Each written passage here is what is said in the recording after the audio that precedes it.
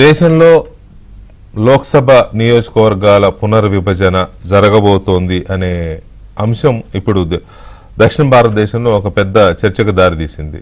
ఈ చర్చ కాస్త ముదిరి మెల్లమెల్లగా ఒక రాజకీయపరమైన ఉద్యమం అనొచ్చేమో, దాన్ని ఒక ఉద్యమం తరహాలో ముందుకు సాగుతోంది. చెప్పడానికి దక్షిణంలోనే కాదు, ఉత్తర భారతంలో కూడా బెంగాల్ లాంటి రాష్ట్రాలు కొన్ని జనాభా సాంద్రత మిగతా రాష్ట్రాల కంటే తక్కువ ఉండడం వల్ల వాళ్ళు నష్టపోతారు, నియోజకవర్గాల సంఖ్య తగ్గుతుందని చెప్తున్నప్పటికీ దక్షిణాది రాష్ట్రాలు ఓవరాల్గా మొత్తం సంఖ్యను కోల్పోతాయి అనేది రాజకీయ పార్టీలు అంచనా వేస్తున్నాయి. ప్రత్యేకించి బీజేపీయేతర పార్టీలన్నీ, బీజేపీయేతర అనడం కంటే ఎన్డీఏతర, బీజేపీ, టీడీపీ అండ్ జనసేన, ఈ మూడు పార్టీలు మినహా మిగతా అన్ని పార్టీలు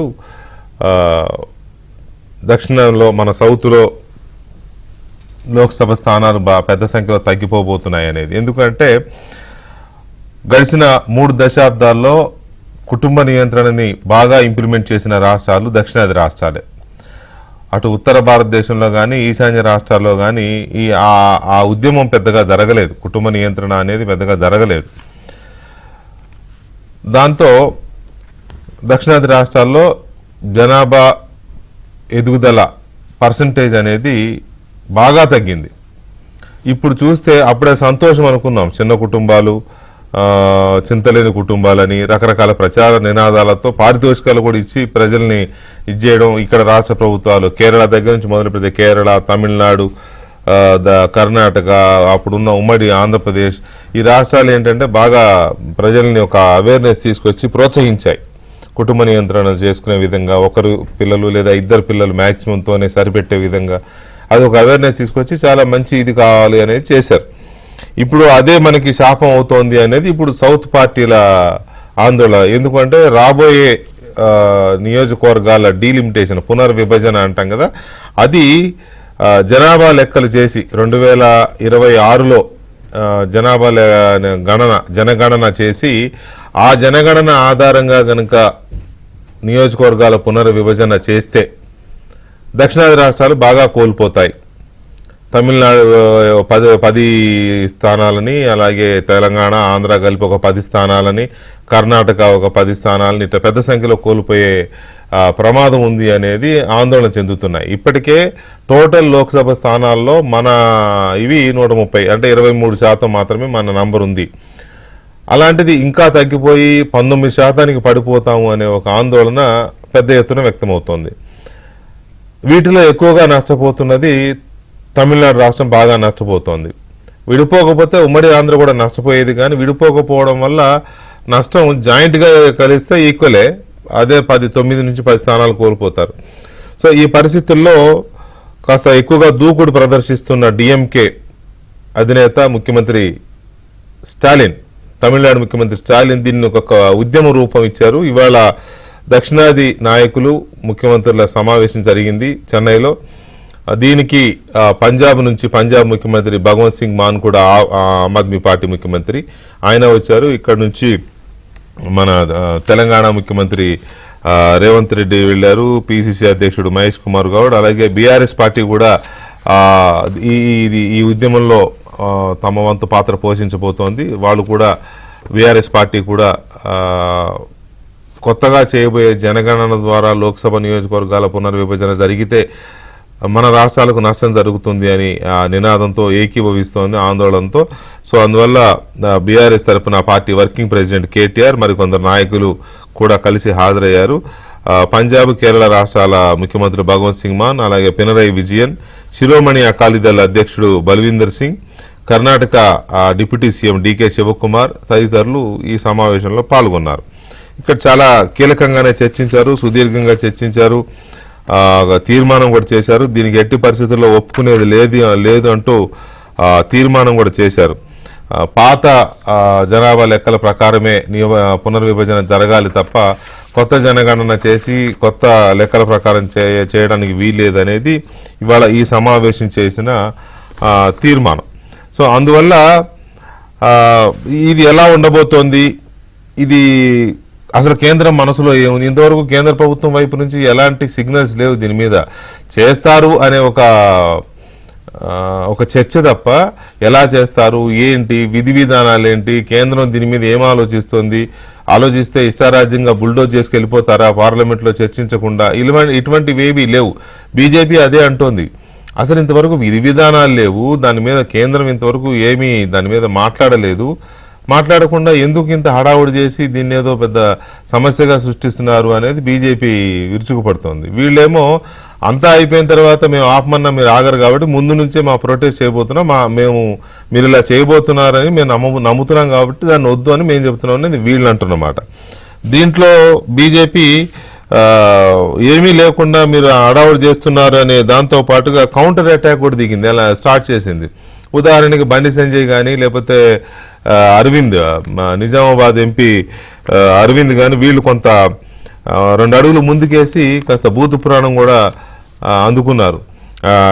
వీళ్ళంతా దొంగల ముఠ, బందిపోట్ల ముఠ, వీళ్ళు ఈ దక్షిణానికి ఏదో నష్టం జరుగుతుందనే ఒక కారణం ఎంచుకొని దొంగల ముఠ, బందిపోట్ల ముఠ చెన్నైలో కూర్చొని వాళ్ళని వాళ్ళు ఎలా ప్రొటెక్ట్ చేసుకోవాలి అనే ఒక సాకు ఎత్తుక్కున్నారు తప్ప ఇందులో కేంద్రం అసలు దీనికి సంబంధించి ఎలాంటి నిర్ణయం తీసుకోలేదు. ఇంకా డిఎంకే కూడా ఒక 1000 కోట్ల లిక్కర్ స్కామ్లో ఇరుక్కుంది. అందువల్ల డిఎంకే ప్రభుత్వం, స్టాలిన్ ప్రభుత్వం 1000 కోట్ల లిక్కర్ స్కామ్లో ఇరుక్కున్నది. అందువల్ల ఈ దొంగలందరూ కలిసి వీటి నుంచి ఎలా బయటపడ్డాం అని నిర్ణయించుకోవడం కోసం ఈ పాయింట్ ఎంచుకున్నారు అనేది సంజయ్ అండ్ అరవింద్ మాట్లాడుతున్న మాట. ఇంకో విషయం ఏం చెప్తున్నారంటే, నిజానికి ఇది పెద్ద ఇష్యూ కాదు. నిన్న హరీష్ రావు అండ్ ఇంకొంతమంది నాయకులు రేవంత్ రెడ్డిని కలిసి నియోజకవర్గాల్లో కొన్ని సమస్యలు, అలాగే ప్రోటోకాల్ సరిగ్గా పాటించడం లేదనే దాని మీద రేవంత్ రెడ్డితో సమావేశం అయ్యారు. ఎందుకంటే ఆయన ముఖ్యమంత్రి, వీళ్ళు సీనియర్ లీడర్లు కాబట్టి సమావేశం అయ్యారు. దానికి ఏదో చిలువల పలాలుగా వార్తలు వస్తున్నాయి. అలాగే ఇవాళ చెన్నైలో జరిగిన సమావేశానికి ముఖ్యమంత్రి రేవంత్ రెడ్డితో పాటు బీఆర్ఎస్ పార్టీ వర్కింగ్ ప్రెసిడెంట్గా కేటీఆర్ కూడా వెళ్ళారు. వాళ్ళు వెళ్ళింది అక్కడ ఎజెండా వేరు, కానీ దానికి ఏంటి అంటే అక్కడ ఏదో మాట్లాడుకుంటారని, వీళ్ళ మధ్య ఉన్న కొన్ని స్కాములకు సంబంధించి రాజీ కుదుర్చుకుంటారని ఇది ఒక చర్చ మొదలైంది. But I don't think so, అలా జరుగుతుందని నేను అనుకోవడం లేదు. అక్కడ జరిగిన సమావేశాలకి వీళ్ళ మధ్య ఉన్న విభేదాలకు లేకపోతే వీటికి సంబంధం ఉంటుందని నేను అనుకోవట్లా. ఏమో అది కూడా ప్రచారం ఉంది కాబట్టి అవసరం ఉంటే దాన్ని కూడా చర్చ తీసుకుందాం. మొత్తం మీద చెన్నైలో జరిగిన సమావేశం ఎటుదారి తీసే అవకాశం ఉంది. ఇది కేంద్రం పరిగణలోకి తీసుకుంటుందా లేక దక్షిణాదిలో ఉన్న కాంగ్రెస్ మిత్రపక్షాలు దీన్ని ఏ దిశగా డ్రైవ్ చేయబోతున్నాయి. అన్నిటికంటే కీలకమైన విషయం ఏంటంటే జగన్మోహన్ రెడ్డిని కూడా రమ్మని వీళ్ళు ఆహ్వానించారు, డిఎంకే తరపు నుంచి ఆహ్వానించారు. జగన్మోహన్ రెడ్డి కానీ ఆయన పార్టీ ప్రతినిధులు కానీ ఎవరు హాజరవ్వలేదు. కానీ ఒక లేఖ రాశారు, కేంద్రానికి ఒక లేఖ రాశారు జగన్మోహన్ రెడ్డి గారు. ఏమని అంటే, న్యాయం జరిగే విధంగా ఎలాంటి నష్టం జరగకుండా దక్షిణ రాష్ట్రాలకి ఎలాంటి నష్టం జరగకుండా పునర్విభజన ఉండేలాగా చూడండి అన్నారు తప్ప ఇటు ఈ సమావేశానికి వెళ్ళలేదు. సేమ్ అదే గోడ మీద పిల్లివాటం. అప్పుడు రాష్ట్ర విభజన అప్పుడు కూడా కేంద్రం లేఖలు అడిగితే మీకున్న అధికారాలతో ఏం చేయదలుచుకుంటే చేయండి అన్నారు తప్ప ఇలా చేయండి తెలంగాణ ఇవ్వండి అని చెప్పలేదు, ఇవ్వద్దు అని చెప్పలేదు. ఏమీ చెప్పకుండా గోడ మీద పిల్లివాటం. సేమ్ అదే పిల్లివాటం ఇప్పుడు ఇది ప్రదర్శించారు. సో ఇది ఎటు దారి తీయబోతోంది? ఇది నిజంగానే పునర్విభజన పేరుతో జరుగుతున్న రాజకీయ ఉద్యమమా బీజేపీకి వ్యతిరేకంగా, లేక నిజంగానే పునర్విభజన వల్ల జరుగుతున్న నష్టాన్ని నివారించడం కోసం ముందుగానే అడ్డుకోవడం కోసం లోక్సభ నియోజకవర్గాల పునర్విభజనకు సంబంధించిన చెన్నైలో ఇవాళ జరిగిన డిఎంకే ఆధ్వర్యంలో, స్టాలిన్ ఆధ్వర్యంలో జరిగిన సమావేశము ఇది ఎటుదారి తీస్తోంది, ఏంటి వీళ్ళ ఎజెండా అనే దాని మీద మనం చర్చను చూస్తున్నాం. చర్చలో మనతో కాంగ్రెస్ పార్టీ సీనియర్ నాయకులు కొనగాల మహేష్ గారు ఉన్నారు, అలాగే సిపిఎం సీనియర్ నాయకులు మాజీ శాసనసభ్యులు ఎంఏ గఫూర్ గారు ఉన్నారు, అలాగే భారతీయ జనతా పార్టీ తెలంగాణ అధికార ప్రతినిధి రాణి రుద్రమ్మ గారు ఉన్నారు చర్చలో. ముందుగా గఫూర్ గారు నమస్కారం. నమస్తే గఫూర్ గారు, ఈ ఆర్గ్యుమెంట్స్ లో ఎంతవరకు లాజిక్ ఉంది? ఎందుకంటే ఇంతవరకు కేంద్రం వైపు నుంచి ఎలాంటి సిగ్నల్స్ లేవు. చేస్తారు, చేయాలి, యాజ్ పర్ 25 years కి చేయాలి కాబట్టి చేస్తారు అనే ఒక చర్చ తప్ప విధి విధానాలు కానీ ప్రధాని మాట్లాడడం కానీ ఇంకెవరైనా ఏమీ లేదు కదా. ఎందుకు హడావుడి జరుగుతోంది అనే దానికి మనం దాన్ని ఎలా తీసుకోవచ్చు? ఇప్పుడు వెంకటకృష్ణ గారు ఏదో రాజకీయ దురుద్దేశంతో స్టాలిన్ హడావిడి చేస్తున్నాడు, దోపిల్ దొంగలందరూ అక్కడ కలుస్తున్నారు అని అసలు దొంగలు చెప్తున్నారు. వాస్తవంగా పార్లమెంట్ సీట్లు పెంచాలని చాలా కాలంగా బీజేపీలో అంతర్మదనం జరుగుతుంది. వాళ్ళు ఏమంటే ఈ జనాభా ప్రాతిపదికన పెంచితే శాశ్వతంగా అధికారం మన చేతిలో ఉంటది, మన మీద వ్యతిరేకత ఎప్పుడైనా పెరగొచ్చు అనే రాష్ట్రాలు తక్కువైపోతాయి సీట్లు, మనకు బాగా అనుకూలంగా ఉండేటువంటి ఫర్టైల్ ల్యాండ్స్ ఏవైతే ఉన్నాయో అక్కడ సీట్లు బాగా పెంచుకోవచ్చు అనేటువంటి చర్చ లోపల జరుగుతుంది. పైకి చెప్పలేదు వాళ్ళు, అధికారయుతంగా ఇంకా ఏం చెప్పలేదు. పార్లమెంటు ఇప్పుడు కొత్త పార్లమెంట్ లో సీట్లు ఎన్ని పెంచినారో తెలుసు కదా వెంకటకృష్ణ గారు. 848 సీట్లు 850 సీట్లు పెంచినారు. 543 లోక్సభ, 543 నుంచి 850కి సీట్లు పెంచినారు అంటే దాంట్లో ఏం కనపడదా మనకు ఏ ఉద్దేశంతో పెంచుతున్నారు అనేది ఒకటి.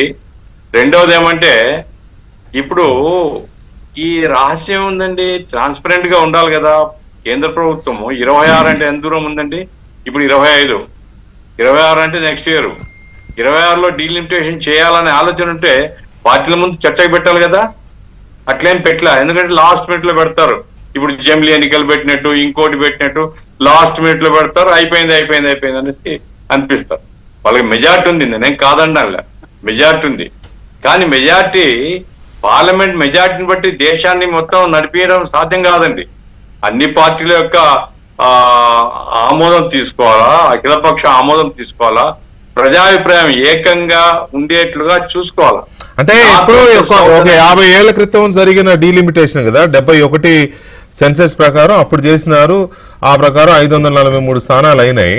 520 నుంచి 543 అయినాయి. అంతకుముందు 400 చిల్లరే ఉన్నాయి. సరే, ఓకే. 50 ఏళ్ళ తర్వాత 50 ఏళ్ళ వరకు జరగలేదు. మళ్ళీ ఇప్పుడు చేస్తే మళ్ళీ 50 ఏళ్ళు 100 ఏళ్ళు ఉంటాయి కదా. ఇంత చరిత్రాత్మకంగా ఉండబోయే నిర్ణయాన్ని అలా బుల్డోజ్ చేసుకుని వెళ్ళిపోతుందా బాధ్యత గల కేంద్ర ప్రభుత్వం? ఏ పార్టీ అయినా కావచ్చు. ఏముందండి వాళ్ళకు బాధ్యత ఉండే, వాళ్ళకు బాధ్యత ఉంటే ఈరోజు దేశం ఎట్లయితుందా? ఏం బాధ్యత ఉంది వాళ్ళకు? మెజార్టీ ఉంది కాబట్టి లాస్ట్ మినిట్ లో చర్చకు పెట్టడం, లాస్ట్ మినిట్ లో పాస్ అనిపించుకొని పోవడం, ఇదే కదా జరుగుతుండేది అంత బీజేపీ రూల్లో. కాబట్టే స్టాలిన్ ఒక రైట్ పాయింట్ ను ఆయన లేవదీస్తున్నాడు. చంద్రబాబు లాంటి వాళ్ళు లేదా Pawan Kalyan south versus north అని ఆయన రైట్ చేసినాడు ఇంతకుముందు. ఆయనే మొట్టమొదట దక్షిణాదికి అన్యాయం జరుగుతుందని చెప్పినోడు అతను. ఈరోజు నోరు మూసుకుండొచ్చు తన రాజకీయాల కోసం. అట్లాగే ఆత్మగౌరవం నిన్నాంధ్ర తెలుగుదేశం పుట్టింది. మరి ఆంధ్రప్రదేశ్ కు తెలంగాణకు తెలుగు వాళ్ళ యొక్క సీట్లు తగ్గిపోతాయి. ఇప్పుడు నేను ఇక్కడ మిమ్మల్ని మీ ద్వారా ప్రభుత్వాన్ని కానీ లేదా వినే వాళ్ళని కానీ అడిగేది ఏంటంటే, పాపులేషన్ కంట్రోల్ చేయాలా, పాపులేషన్ తగ్గించాలా, బర్త్ రేట్ తగ్గించాలా అనేది అది నేషనల్ పాలసీ అవునా కాదా? నేషనల్ పాలసీ ఇంప్లిమెంటేషన్ లో వచ్చేటువంటి ప్రాబ్లమ్స్ వల్ల వీళ్ళని పని చేయడం ఎట్లా కరెక్ట్? క్లియర్ చేయండి. ఈరోజు చెప్పమనండి అమిత్ షాను, అభ్యర్థి ఏం లేదు, ఊహాగానాలు ఇవి, మేము ప్రోరాటా చేస్తే అంతే తప్ప ఏ రాష్ట్రానికి మేము తగ్గించము, ఎవరి మీద మా ప్రత్యేకంగా దురభిప్రాయం లేదు, మాకు వివక్షత లేదు అని ఓపెన్ స్టేట్మెంట్ ఇవ్వమనండి. స్టాలిన్ ఎంత ప్రయత్నం చేసినా మీకే అడ్వాంటేజ్ వస్తుంది కదా. మరి ఆ రకంగా కేంద్ర ప్రభుత్వం క్లారిఫై చేయొచ్చు కదా, మోడీ గారు క్లారిఫై చేయొచ్చు కదా, అమిత్ షా క్లారిఫై చేయొచ్చు కదా. ఏమి క్లారిఫై చేయడం లేదు. దొంగలంతా కలిసిస్తున్నారు. ఏం భాష అండి ఇది? రాజకీయాల్లో ఉండాల్సిన భాష. ఒక జాతీయ విధానం మీద మీరు దుర్మార్గంగా వ్యవహరిస్తుంటే ఈ దుర్మార్గానికి వ్యతిరేకంగా ప్రతిపక్షాలు ఒక చోట కూర్చొని చర్చిస్తే దొంగలంతా కలిసినట్లా. ఎంత అవివేకం, ఎంత అహంకారం! ప్రతిపక్షాలను అవమానం చేయడం కాదా? దక్షిణాది రాష్ట్రాలను అవమానం చేయడం కాదా ఇది? రైట్. ఒక్క నిమిషం గఫూర్ గారు, ఒక్క నిమిషం సార్. నన్ను కంక్లూడ్ చేస్తాను. ఇప్పుడు పాయింట్ ఏమంటే, వెదర్ డీలిమిటేషన్ అజెండాలో ఉందా లేదా అది ముందు కేంద్ర ప్రభుత్వం క్లారిఫై చేయమనండి. డీలిమిటేషన్ విధానాలు ఏమిటి, ఈ విధి విధానాల గురించి ప్రజల ముందు చర్చకు పెట్టమనండి, అన్ని పార్టీలతో తీసుకోమనండి. అప్పుడు ఈ అపప్రద ఉంటుంది కదా వాళ్ళ మీద కూడా. అది నా అభిప్రాయం. రైట్. రాణి రుద్రమ్మ గారు నమస్తే. నమస్తే అండి. రాణి గారు, ఇది నిజానికి ఓపెన్ గా అయితే కేంద్ర ప్రభుత్వం వైపు నుంచి ఎలాంటి ఇండికేషన్స్ రాలేదు. కానీ లోపల చర్చ జరుగుతుందనేది వాస్తవం. దానికి ఒక ఉదాహరణ ఇప్పుడు గఫూర్ గారు చెప్పినట్టుగా కొత్త పార్లమెంటు భవనంలో 888 సీట్లతో కొత్త పార్లమెంటు భవనం కట్టినారు. 848 అండి, 888 okay, what ever, okay, around 850 అనుకోండి, కట్టారు. కాబట్టి వీళ్ళు దాన్ని దృష్టిలో పెట్టుకునే కట్టారు అనేది ఒక అంచనా ఉంది.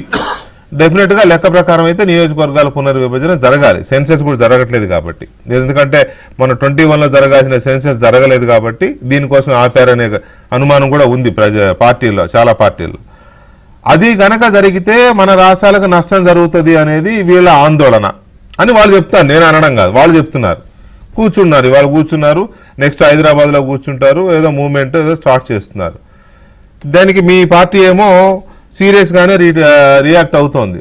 ఇదంతా కావాలని ఏదో చేస్తున్న హడావుడి. ఇక అరవింద్ గారు, సంజయ్ గారు అయితే ఇవాళ వీళ్ళు స్కామ్స్టర్లు అందరూ కూర్చున్నారు అక్కడ అని వాళ్ళ భాషలో చెప్పారు, దొంగలు, బందిపోట్లు, something which is unwanted, right? Anyway, so దీనికి బీజేపీ ఇచ్చే సమాధానం ఏంటండి అసలు వీళ్ళు చేస్తున్న మూవ్మెంట్ మీద? రైట్, నమస్కారం వెంకటకృష్ణ గారు, మీకు అలాగే ప్యానెల్లో ఇందాక గఫూర్ గారు అన్నారు, బట్ నాకు వారిని చూసే అవకాశం లేదు ఇక్కడ. వారు ఏ పార్టీ అండి? అయ్యో భలేవారండి, సిపిఎం సీనియర్ నాయకులు, మాజీ శాసనసభ్యులు. మీరు జర్నలిస్ట్ గా ఉన్నారు అప్పుడు, మీకు తెలుసు. ఓకే, రైట్, అంటే వారేనా వేరే గఫూర్ గారు? వారే, కర్నూలు ఎక్స్ఎమ్మెల్యే గారు. రైట్, గఫూర్ గారికి కూడా నమస్కారం. అయితే ఒకటి, ఇప్పుడు చాలా క్లియర్ గా వారు సీనియర్ నాయకులు, వారు అర్థం చేసుకోవాల్సినటువంటి అంశం, ఇప్పుడు భారతీయ జనతా పార్టీ అనంగానే పుట్టుకతోటే మాకు ఇది వ్యతిరేకమైనటువంటి పార్టీ కాబట్టి మేము భారతీయ జనతా పార్టీ ఏది చేసినా దాన్ని వ్యతిరేకిస్తామనేటువంటి కోణంలో అంత పెద్ద సీనియర్ నాయకులు వారు కూడా మాట్లాడకూడదు. నేను ఎందుకంటున్నాను అంటే, ఒక పార్టీ ఒక నిర్ణయం తీసుకొని, పార్టీగా కాదు కేంద్ర ప్రభుత్వంగా ఒక నిర్ణయం తీసుకొని డీలిమిటేషన్ అనేటువంటి ప్రాసెస్ ని మొత్తం ఇండియా మొత్తం కూడా చేయాలి. కాబట్టి భారతదేశం అంతా కూడా ఖచ్చితంగా ఏదో ఒక ఫార్ములా పెట్టుకుని అకార్డింగ్ టు దట్ చేస్తారు. చేసే ముందు ఖచ్చితంగా దానికోసం ఒక కమిటీని వేస్తారు, దానికోసం అన్ని రాజకీయ పార్టీల నుంచి పెద్దలను ఆహ్వానిస్తారు, అఖిలపక్ష సమావేశాలు వీలైతే అవి కూడా పెడతారు. ఆ కమిటీ అందరి దగ్గర నుంచి కూడా అభిప్రాయాలను సేకరిస్తుంది. ఆ తర్వాత విధి విధానాలను డిసైడ్ చేస్తారు. ఆ తర్వాత అందరి అభిప్రాయాలను సేకరించిన తర్వాత దానికి సంబంధించినటువంటిది అంశాలన్నింటినీ కూడా ఈ పద్ధతి ప్రకారం డీలిమిటేషన్ చేస్తున్నాము అని చెప్పి దాన్ని సభలో, పార్లమెంట్ లో పెట్టి దానిపైన చర్చ జరిగిన తర్వాత ఒక తీర్మానం జరిగి కదా అది బయటకు వస్తుంది, అది చట్టం అవుతుంది. అంటే ఇవాళ ఒక కమిటీ లేదు, దాన్ని ఒక చట్టంగా చేయలేదు, దాని పట్ల చర్చ లేదు, దాని విధి విధానాల రూపకల్పన లేదు, ఏమీ లేకముందే ఆలు లేదు, సూలు లేదు, ఆ కొడుకు పేరు సోమలింగం అన్నట్టు చేస్తే, ఏమీ లేకముందే వీళ్ళంతా ఎందుకు ఎగిరేరి పడుతున్నారు అనేటువంటి దాని వెనుకాల డెఫినెట్ గా కూడా అంటే లెక్క ప్రకారం మీరు చెప్పినట్టే జరగాలి. కానీ గఫూర్ గారు కానీ ఇప్పుడు అక్కడ సమావేశమైన ఇతర పార్టీలు అనేది ఏంటంటే, లెక్క ప్రకారం జరగడం కాదు, వీళ్ళు బుల్డోజ్ చేసుకుని వెళ్ళిపోతారు, మందబలం ఉంది కాబట్టి అనేది వాళ్ళు అనేది. అంటే ఇప్పుడు మీకు మీరే అనుకుంటే ఎట్లా? ఇప్పుడు ఏ బిల్ అయినా కూడా చర్చ జరగకుండా ఏమన్నా జరిగిందా చెప్పండి? ఏదైనా ప్రజామోదం లేనటువంటివి ఏమన్నా జరిగినాయా? నేను ఇంకొకటి కూడా, అసలు వీళ్ళ సైద్ధాంతికంగా వీళ్ళు ఏ అంశాన్ని అయితే పట్టుకొని వెళ్తున్నారో ఆ అంశంలోనే నిజాయితీ లేదు, వాళ్ళకు ఒక క్లారిటీ లేదు. వెంకటకృష్ణ గారు మీరు చెప్పండి, ఇవాళ వీళ్ళు అంటున్నారు దక్షిణాది రాష్ట్రాలకు అన్యాయం జరుగుతుంది, జనాభా ప్రాతిపదికన గనుక లోక్సభ స్థానాలను పెంచితే అనేటువంటిది వాళ్ళ మెయిన్ ఎజెండా, అదే పాయింట్ కదా. ఆ పాయింట్ అన్నప్పుడు మరి పంజాబ్ సీఎం ఎందుకు వచ్చి కూర్చుంటున్నాడండి? ఆయన దక్షిణాది రాష్ట్రాలకు సంబంధించినటువంటి చీఫ్ మినిస్టర్ కదా, ఆయనకేం అవసరం? అంటే అట్లా కాదు, ఇక్కడ ఒక చిన్న ఇది వాళ్ళు పెట్టిన దీంట్లో పంజాబ్, పశ్చిమ బెంగాల్ ఈ రెండు రాష్ట్రాలు కూడా జనాభా నియంత్రణ, కుటుంబ నియంత్రణ బాగానే పాటించేటప్పుడు జనాభా వృద్ధి రేటు చాలా తక్కువ ఉంది, బర్త్ రేటు నాట్ ఓన్లీ దక్షిణాది, అవి కూడా ఆ రాష్ట్రాలు కూడా ఉంది. కాబట్టి ఈ పునర్విభజన వల్ల మీకు కూడా నష్టం జరుగుద్దని వాళ్ళని కూడా ఇన్వైట్ చేశారు. ఇప్పుడు అప్పుడు ఏం చేయాలా? వీళ్ళ ఎజెండానే మార్చాలా? ఏం పెట్టాలి అప్పుడు? మొత్తం భారతదేశంలో జనాభా ప్రాతిపదికన చేస్తే ఇగో ఈ రాష్ట్రాలు నష్టపోతాయి. నాట్ ఓన్లీ దక్షిణాది కదా, ఉత్తరాదిలో ఉన్నటువంటి రాష్ట్రాలు కూడా నష్టపోతున్నాయి కదా. కాబట్టి మా ఎజెండా అనేటువంటిది, మా పాలసీ అనేటువంటిది జనాభా ప్రాతిపదికన చేయకూడదు అనేటువంటిది డిక్లేర్ చేసి వెళ్ళాలా. వీళ్ళు అక్కడ దక్షిణాది అనేటువంటి పాయింట్ ఎందుకు తీసుకొస్తున్నారు? దాంట్లో ఫస్ట్ థింగ్ ఆ ఎజెండాలోనే వాళ్ళది లోపం ఉంది అనేటువంటిది చాలా స్పష్టంగా కనిపిస్తోంది. ఇంకొక పాయింట్ కూడా నేను చెప్తాను. ఇందాక గఫూర్ గారు ఒక మాట అన్నారు, లోక్సభ పార్లమెంట్ కట్టేటప్పుడే మీరు 850 స్థానాలను పెంచి కట్టుకున్నారు అంటే అందులో కుట్ర ఉన్నది అనేటువంటిది వారి అభిప్రాయం. మనకు ఉమ్మడి ఆంధ్రప్రదేశ్ ఉన్ననాడు కట్టినటువంటి అసెంబ్లీయే 300 పైచిలుకు స్థానాలకు కట్టినారు కదండి. మరి అప్పుడు కూడా కుట్ర చేసే కట్టినారా? ఇక్కడ అసెంబ్లీలో నాకు if I'm not wrong Venkatakrishna గారు, మన హైదరాబాద్ లో ఉన్నటువంటి అసెంబ్లీలో 300 పైచిలుకు సీట్లు ఉంటాయి. మరి అప్పుడు కూడా కుట్ర చేసే కట్టినారా? ఇప్పుడు దాన్ని అన్ని రకాలుగా 294 సీట్లు అప్పుడు ఉన్నాయమ్మా, 294 సీట్లు అప్పుడు ఉన్నాయి. మీరు అయినా వాటికంటే ఎక్కువైతే కట్టారు కదా, వాటికంటే ఎక్కువైతే సీట్లు కట్టినారు కదా. 10-20 ఎక్కువ పెట్టిండొచ్చు. మీరు 540 దగ్గర అమ్మా ఏం మాట్లాడుతున్నారు మీరు? 543కు 850 అనేది దగ్గర కట్టినట్ట. ఇప్పుడు కట్టిన నేనేమంటున్నానండి,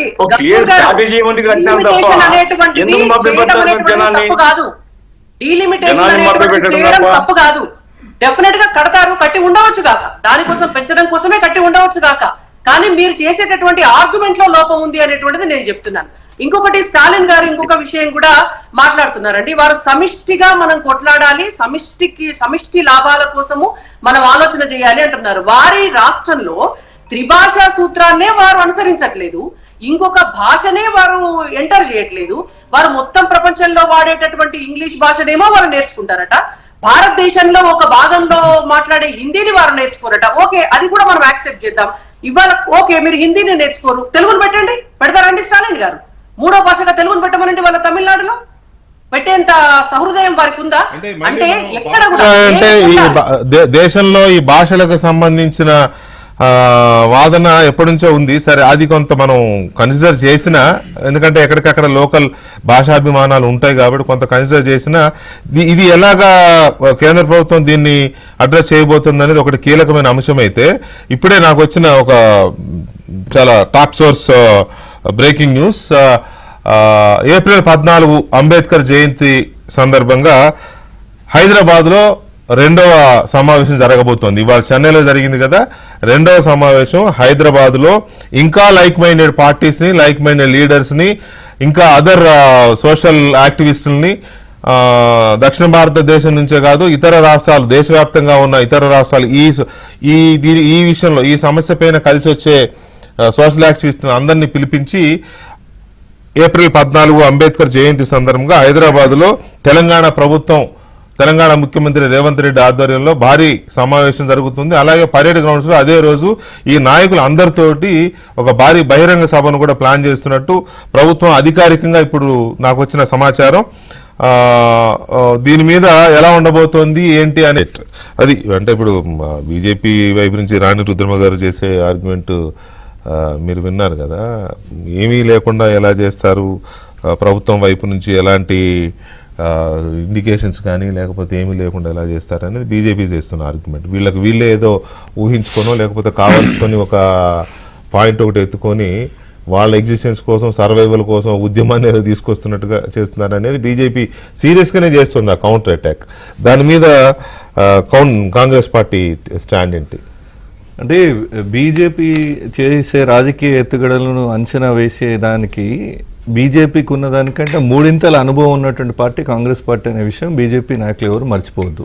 ఎందుకంటే ఇంకా చాలా ప్రాంతీయ పార్టీలు కూడా బీజేపీ కంటే ఓల్డ్ పార్టీసే ఉన్నాయి ఈ దేశంలో. సో డెఫినెట్గా వాళ్ళు చేస్తున్న అడుగులు, గతంలో వాళ్ళు చేసినటువంటి తీసుకున్న పాలసీ డెసిషన్స్లో స్టేక్ హోల్డర్స్తో చర్చించకుండా బుల్డోజ్ చేస్తూ చేసిన వ్యవహారాలన్నీ కూడా మా కళ్ళ ముంగట కనబడుతుంటే ఈ 10 ఏళ్లలో 11 ఏళ్ళు దగ్గర ఇంకా కొత్తగా మేము ఏమి ఇండికేషన్ ఇవ్వలేదు కదా. అంటే మీరంతా గ్రౌండ్ వర్క్ ఇంటర్నల్గా చేస్తుంటారు, డైరెక్ట్ ఒకసారి పార్లమెంట్ ముందుకు వచ్చిన తర్వాత మేము అప్పుడు మీరు పెట్టే ఎజెండాలో మేము గీసులాడుకునే దాంట్లో సరిపోతుంది, మీరు మాత్రం కార్యం ఎలా తీసుకొని బుల్డోజ్ చేసుకుంటా పోతాం. ఇది బీజేపీ యొక్క వైఖరి.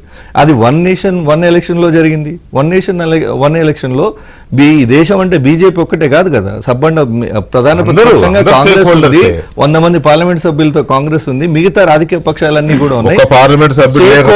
స్టేక్ హోల్డరే. ఎందుకు?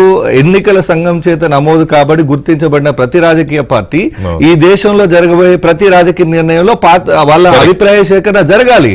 మీరు మెజారిటీ ఉంది కాబట్టి 1 నేషన్ 1 ఎలక్షన్ మీరు బుల్డోజ్ చేసుకుంటా పోతాము, మెజారిటీ ఉంది కాబట్టి 371 వాళ్ళందరినీ గుంజుకపోయి సెల్ ఫోన్ సిగ్నల్స్ ఆఫ్ చేసి వాళ్ళని హౌస్ అరెస్ట్ చేసి మేము అమలు చేస్తాము కాశ్మీర్లో.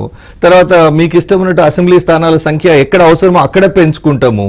ఇప్పుడు మొన్న ఆ మాత్రం పర్ఫార్మెన్స్ వచ్చిందంటే జమ్మీలో వాళ్ళు 70 వరకు సంఖ్య పెంచుకోవడం వల్ల ఆ పర్ఫార్మెన్స్ చూపించగలిగింది బీజేపీ. సో మీ నిర్ణయాలు మీ రాజకీయ అవసరాలకు తగ్గట్టుగా మీరు నిర్ణయాలు చేస్తా పోతే చూస్తూ కూర్చొని చప్పట్లు కొట్టడానికి ఈ దేశంలో ప్రజలు కానీ ప్రతిపక్ష పార్టీలు కానీ సిద్ధంగా లేవు. డెఫినెట్ గా మేము కూడా అజెండా ఇన్ని రోజులు మీరు అజెండా సెట్ చేస్తే మేము ఇబ్బందులు పడుతూ వచ్చి దేశ ప్రజలు ఇబ్బంది పడుతూ వచ్చిండ్రు. ఇప్పుడు మేము అజెండా సెట్ చేస్తున్నాం. ఏంటి మీరు చేస్తున్న పార్లమెంట్ సీటింగ్ అరేంజ్మెంట్ పెంచడం. మీరు అనొచ్చు అంటే పార్లమెంట్ మళ్ళీ కట్టలేం కదా, ఇప్పుడు కట్టినప్పుడు 10-20 ఎక్కువ 10-20గా ఆల్మోస్ట్ డబుల్ చేస్తున్నారు. మీరు ఆల్మోస్ట్ డబుల్ చేస్తున్నారు. ఉన్న దాంట్లో 80% సంఖ్య 8 అంటే 543 నుంచి 888 చేస్తే ఆల్మోస్ట్ 70-80% సీట్ల సంఖ్య పెంచారంటే మీ ఆలోచనకు అర్థం ఏంటి? ఇమీడియట్ ఉంది, దాన్ని మీరు అడపదడప అన్ని దగ్గరలో వాళ్ళు మాట్లాడుతున్నారు.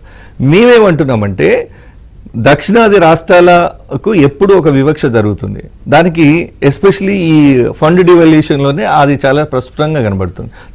అది కాంగ్రెస్ హయాంలో కూడా జరిగిందనే వాస్తవం తెలంగాణ నేనేమంటున్నా సార్, ఉత్తరాదిలో జనాభా ఎక్కువ ఉండడం, 1971లో జనాభా నియంత్రణ విధానం పాలసీ నేషనల్ పాలసీ అడాప్ట్ చేసుకుని చాలా చురుగ్గా అమలు చేసి తెలుగు రాష్ట్రాల్లో, తెలుగు అండ్ దక్షిణాది రాష్ట్రాల్లో మన జనాభా తక్కువ ఉంది, లిమిటెడ్ గా ఉంది.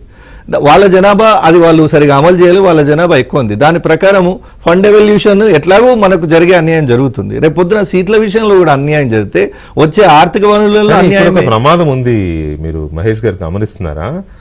ఇప్పుడు దక్షిణాది రాష్ట్రాల్లో ఉన్న ప్రాంతీయ పార్టీలు, అది డిఎంకే కావచ్చు, లేకపోతే కేరళలో ఉన్న సిపిఎం, ఓకే కేరళలోనే ఉంది అది కావచ్చు, లేకపోతే తెలంగాణలో ఉన్న బీఆర్ఎస్ కావచ్చు, లేకపోతే ఏపీలో ఉన్న వైసీపీ కావచ్చు, తెలుగుదేశం కావచ్చు, ఏవైనా ప్రాంతీయ పార్టీలకు పెద్దగా వచ్చే నష్టం లేదు.